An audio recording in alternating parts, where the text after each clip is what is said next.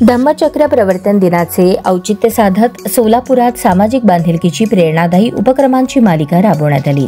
भीमप्रेमी प्रतिष्ठानच्या वतीने विविध मंडळांना भगवान गौतम बुद्धांच्या मूर्तीचे मोफत वाटप तसेच शिक्षण संस्था, पत्रकार बांधव व बचत गटातील महिलांना आदर्श पुरस्कार देऊन गौरवण्यात आले। फडकुले सभागृह सोलापूर येथील भीमप्रेमी प्रतिष्ठानच्या वतीने धम्मचक्र प्रवर्तन दिनानिमित्त खास कार्यक्रमाचे आयोजन करण्यात आले।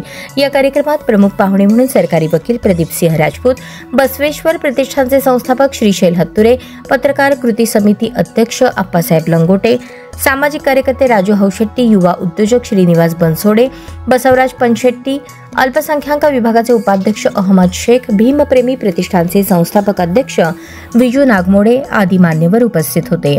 मान्यवरांच्या हस्ते विविध मंडळांना भगवान गौतम बुद्धांच्या मूर्तींचे वाटप करण्यात आले। तसेच आदर्श शिक्षण संस्थांचा, विविध पत्रकार बांधवांचा आणि बचत गटातील महिलांचा सन्मान करण्यात आला।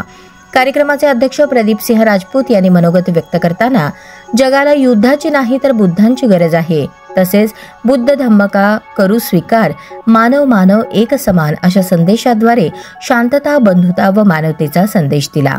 या उपक्रमाच्या यशस्वी आयोजनासाठी भीमप्रेमी प्रतिष्ठानचे सर्व सदस्य व महिला अध्यक्ष लक्ष्मी देवकर यांच्यासह चंद्रशेखर पाटील, रोहन सीताफळे, प्रफुल्ल दिलपाक, राहुल कांबळे, अजय आवार, कुमार आंबट, हनुमंत माने, विजय तळभंडारे, आरती हब्बू आदींनी मेहनत घेतली।